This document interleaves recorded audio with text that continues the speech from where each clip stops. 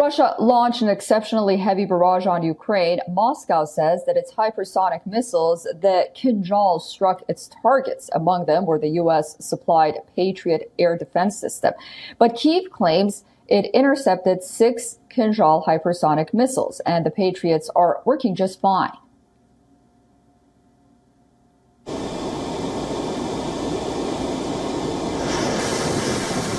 The battle for supremacy. Ukraine is the theater of action. But at play are the world's two most fearsome military powers. That's Russia's most lethal weapon in action, lighting up Kyiv's night sky. Kinzhal, which means dagger in Russian, is touted as a next-generation hypersonic missile that is all but unstoppable. Kinzhal, meaning dagger, is Russia's airborne hypersonic missile system. Designed to destroy ground and sea targets, Russia claims the missile has no rivals.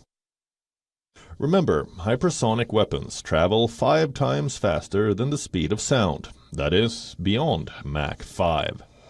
Conventional weapons have predictable paths, while hypersonic missiles maneuver more in flight. Hypersonics rob the adversaries of reaction time and traditional defeat mechanisms.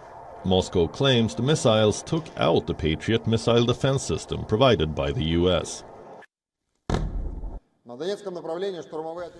All assigned objects have been hit. A high-precision strike by a hypersonic missile system Dagger in the city of Kyiv, a U.S.-made Patriot anti-aircraft missile system, was hit.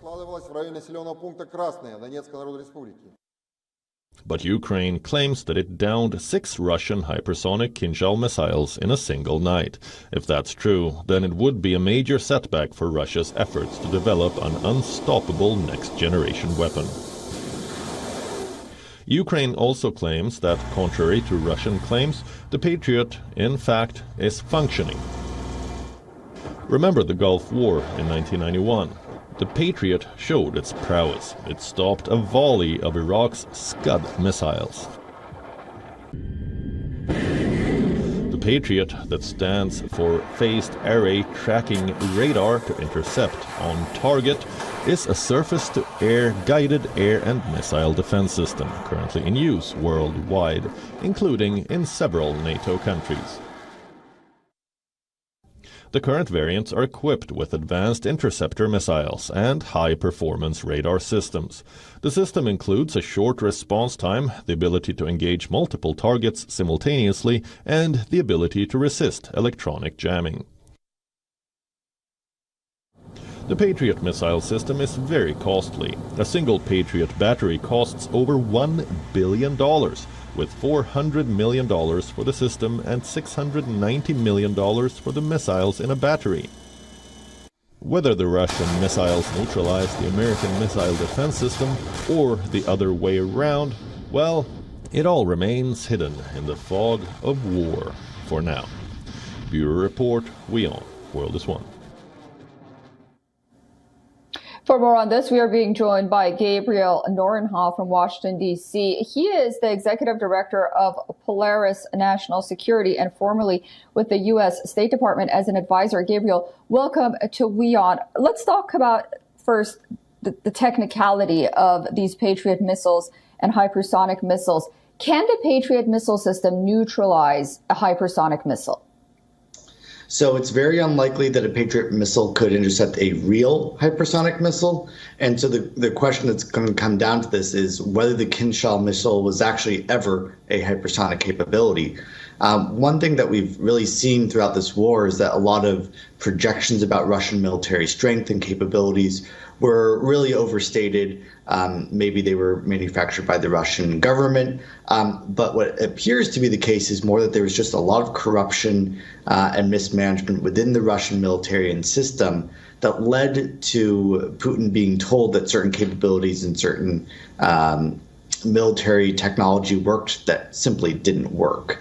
So my best guess here is that the Russian nuclear scientists and missile scientists overstated the claims of the system. And if it's true that 6 of those missiles were able to be intercepted, then it simply wasn't a hypersonic missile. It didn't have the maneuverability involved here, and that's probably why they were shot down. That's my best guess of what's happening here. That's very interesting. Is the Russia-Ukraine war also basically at this point a playground for the world's powerful on testing their best weaponry, notably the West versus Russia? That's a great question. I think the Russians are certainly sending everything that they have. They've depleted about half of their arsenal of tanks and many of their helicopters as well. We've seen some of their advanced aircraft like the Sukhoi 35 in action here that have been fairly effective.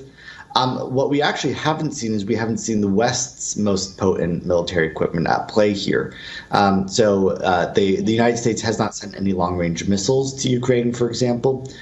We haven't sent any advanced fighter aircraft. The only aircraft Ukraine has received has been pretty old variants. And your viewers heard earlier in the report that the UK was starting to send the F-16 to Ukraine, but the US has blocked it. That's a platform that's, I think, 30 or more years old at this point. So it's actually more that the United States is getting rid of a lot of its old weapons, a lot of its old munitions supplies. And what that paves the way for is actually for the United States to focus more on really advanced weaponry that it might use in the next war with China. So what we've really seen is that even with 30-year-old weapons and equipment, Ukraine has been able to fend off Russia's most advanced and modern equipment that they've been using. It really shows a lot of us military analysts and foreign policy hands that we overestimated Russia's strength and their threat to the West, I think. Because we've seen that the world's third largest military hasn't been able to even beat a relatively small country, Ukraine. It's been a pretty poor showing by Moscow.